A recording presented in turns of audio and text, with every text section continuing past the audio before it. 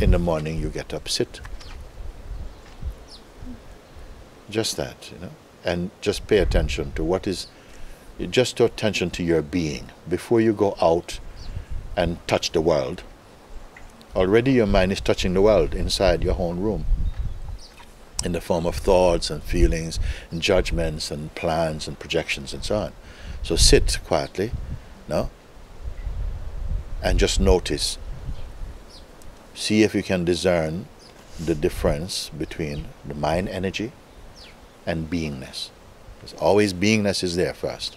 You cannot have mind energy without consciousness. Beingness and consciousness, same thing, no?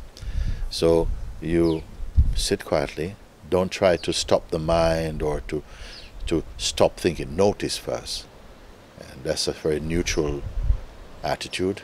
You stay put, you observe, just be observing. And say, you can feel so much. No? So don't get entangled in that. Don't log into it. Just notice that. But also notice the space which we don't notice. Often we don't notice it. Nobody takes any pay attention to that.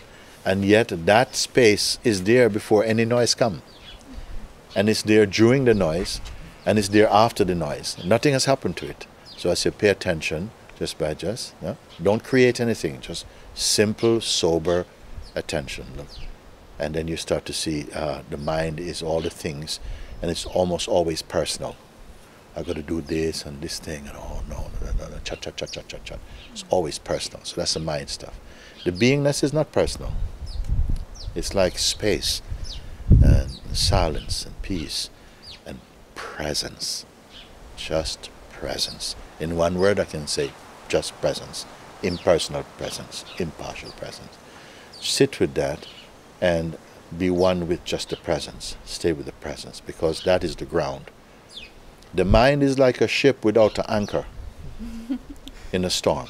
It is all over. But the presence is like the root. It's anchor. I cannot call it anchor because anchor is a small thing. Presence is everywhere. And stay with that and clarify your being just by paying attention to that. And see that it is not a waiting state. Beingness is not waiting for the mind to relax. It is just, it's constant, it's there. Relative to the mind, it's constant state. And just by sitting like that, and with that distinction between mind and presence, and see, then you don't have to try and control the mind. Just by being presence, being one with the presence, the mind stuff becomes very weak, meaningless. If you stay as the person who is the, what you may call the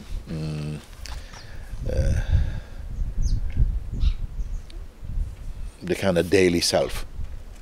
If you stay as the person, then that's the one that the mind is relating with a lot, like this. But if you stay as presence, even that's going there, it's nothing at all, because that will change. It's always changing. I always knew actors on that stage, but the self, being self-aware, this is beautiful. And if you do this, even if you do 10 minutes and so like that, you're going to like it so much, because you're experiencing the peace that is naturally yourself. So you just pay attention to that, even if you do it for a short time, but do it completely, that you come to a point where you see that, okay, you know, Mug'ji say don't get entangled in the mind stuff. It's difficult because they are very familiar. It's like old friends come to the house, knock, and you're not to answer. I said, yes, you're not to answer, because although they're old friends, they're stale friends. They're not good friends. Don't accept something only because of familiarity. No? So it's come and you know the scenario that happens.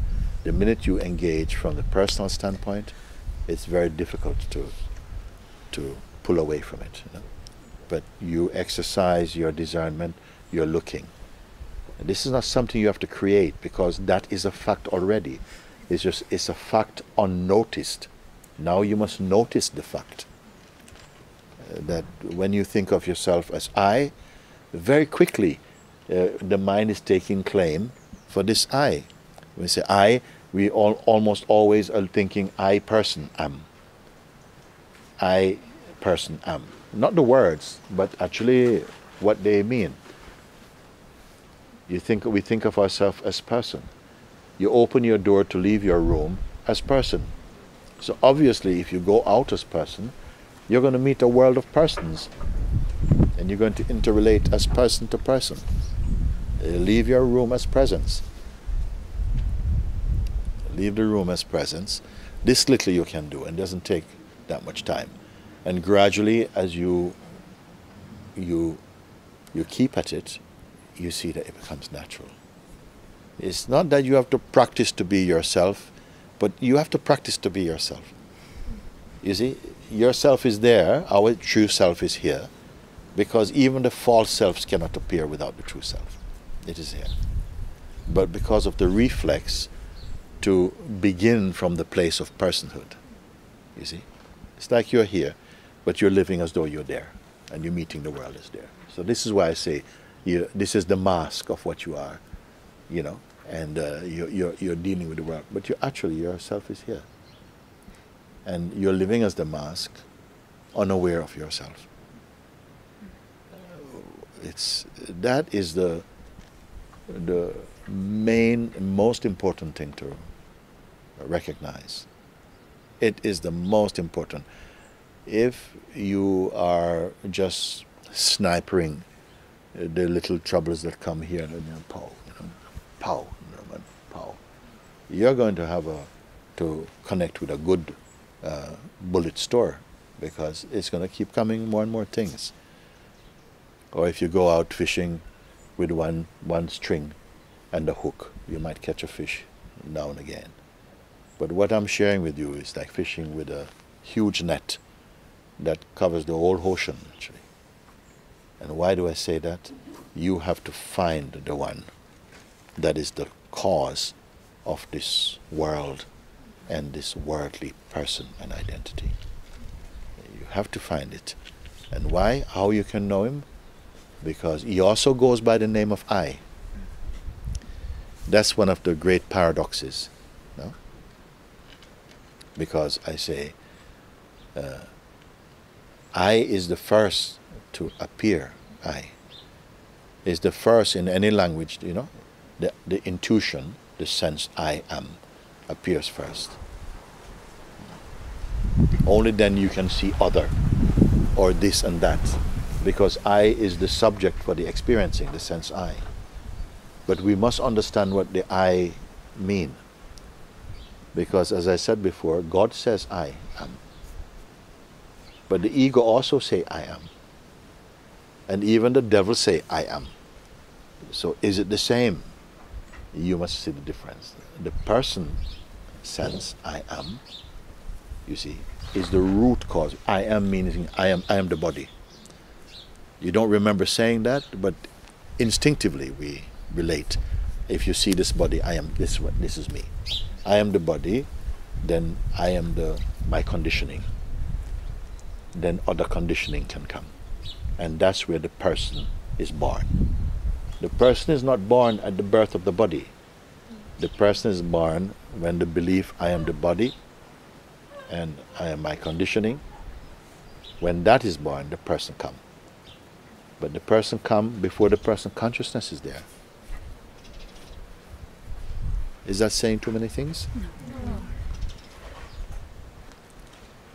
So as you begin to break the reflex energy, which is immediately you start to think in the I am the person mode, then you can continue all day thinking I am the person mode, trying to sort out all the problems of the I am the person, I am the body mode. But so this is why I said in the morning when you get up, sit for a little bit in silence and watch your sense of self, which means your mind and the sense of being, and discern the difference. Mind will be ch-ch-ch-ch-ch-ch and some personal quality. Beingness is impersonal. The beingness is like space. Inside and outside is like space. Mind is like person. because it comes with the noise and intention and emotion and plans and attachments and desires, all of that history. So you're aware of the noise of it. No? So this time, don't just link up. You know? Be aware of it only. Because if you link up, you're going to say, please help me to get rid of it. No, just being aware is enough. Be aware, no?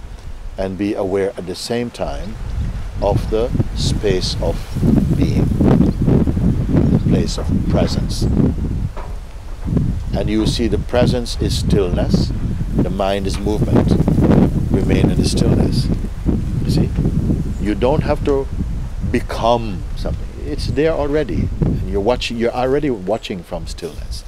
So when I say be zero, zero means emptiness, the self. Stay like this. And if you sit like this for 5, 7 minutes, 10 minutes if you want, it's going to be the best 10 minutes you're going to spend.